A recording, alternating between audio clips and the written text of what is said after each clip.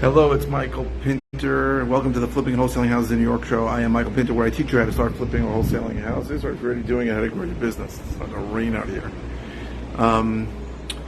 So I get asked all the time, and I'm guilty of the same thing. I'm asking for shortcuts in a business. So when I started, I wanted to know what's the best list, what's the best marketing channel, what's the best area, what's the best way to do it, all these things. And what I've discovered after doing this full-time for about 10 years is there really are no shortcuts. Here's the real problem, right? Let's go through some of the things I just said in an area, right? So somebody tells you, you know what, the best area is this zip code, and they have tremendous success there. It doesn't mean you're going to have success there at all. Very often, one wholesaler is going to be successful in a certain area, and other wholesalers are not, especially in the New York area. Marketing channels, it's exactly the same thing. So you may pick a marketing channel, let's say texting, and you may speak to someone who had tremendous success testing. I know a guy in Oklahoma had unbelievable success in texting. I'm talking about a guy that was going from 2 deals a month to 25 to 30 deals a month texting. So amazing. So I started texting, and guess what? I'm not getting squat from texting. Let's say lists, right? So I have people that told me, oh, this amazing list, this predictive data list that you can buy for a fortune of money. Had tremendous success for it. If you can get it, get it. I get it. I've been paying for it for years. I haven't had tremendous success with it, right? It's just different. Everything is different everywhere. The effort you put into it is different. And people say, oh, wholesaling is the best. People say, oh, buy and hold investing for rental. I've had rentals since 2004. It's a pain in the ass. I got to tell you, rentals are no fun. I wouldn't recommend it. Now, a lot of people think that their whole path is I'm going to wholesale, make a little bit of money, start fixing and flipping, make a ton of money, buy rentals, sit on a beach. You know, that's the way things work.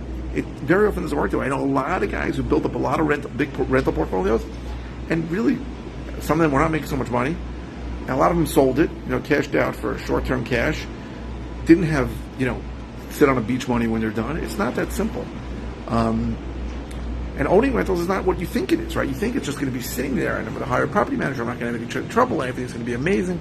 But the truth is, very often, you're cash flow positive a small amount, and one capital improvement, an appliance or two, a roof, a boiler, and all the cash that you've been making is gone, right? Some people call it a forced savings account for the next capital improvement.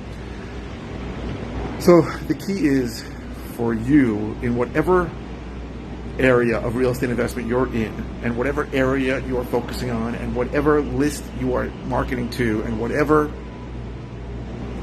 marketing channel or channels you're using, the key is for you to be consistent, and the key is to stick with it and to adjust. Now, the real question, the toughest question, the hardest question, it's harder in New York than anyplace else, is, well, when do I say that this is not working? When do I know that something is not working, or whether it's just me sticking with it longer? There's a great book by Seth Godin called The Dip. And it's basically, the gist of it is, whatever you start to do, if you really put your mind to it and you want it, you'll have success in the beginning of it. But then at some point, you have the dip, right? He calls the dip organic chemistry for people that are going pre-med. A lot of people can't hack it. It's a very tough course. Whatever business you're in, you usually have some kind of success in the beginning, or some kind of at least mental success, and then things get hard. And the question is, when is this dip, when is this setback, when is this difficulty so difficult that you need to really try something different? And I would say, for everything that I know in this business, certainly in the state of New York, you really need to give something a year to 18 months to know if it's good or not. And even then, you may not know it's good. There's such a huge amount of time between when you spend money on marketing and when you get paid, right? That is a cost conversion cycle, right? CCC. And it's long, right? And really, I've heard so much bullshit about it through the years, about how you're going to get a return in 2 months, 3 months. I would say the only one I saw that was honest about it recently is Tiffany High. Tiffany and Josh High, great people. They're part of my group, Investor Fuel. And Tiffany will tell you, if I'm fixing and flipping a deal, and she's in Ohio where things move quickly, it's 9 months. 9 months when I spend money on marketing and when I realize that. So I think what's important is to understand that you need to stick with something for a year and really track all the money and all the things coming from it. Very often you're going to get leads now from a marketing channel that are going to turn into deals in a year from now. So what does that mean? Does that mean I cut it? And one of the biggest things I see all the time from very successful people, and people that I admire, people that I like, people that whose judgment I trust, is they cut things too loose. I have a good friend recently who was telling me that, he had cold calling. I had cold calling going on, and he got a $70,000 deal from it, and $70,000 deal, and then all the leads were crap, so I got rid of it. I'm like, well, you should have stuck with it, right? You got to stick with it. So really, consistency and persistency, and it all comes down to how much you want it, right? A lot of people say they want to be a real estate investor. A lot of people say they want to be a wholesaler. A lot of people say that, but they don't want to put up with the crap that it comes with. All the things I just said, it's hard. It's hard to be consistent and persistent when people tell you to drop dead. It's hard. And if you don't want it enough, you're not going to keep going. If you want it enough, then you're going to put up with the bullshit, and that is the difference between people that are successful and unsuccessful. I have deals now that I literally spoke to the seller 4 years ago, and kept on with them, kept the connection. Now I have the deal. Now you say to yourself, well, that's 1 in a million. It's not 1 in a million. It happens more often than you think.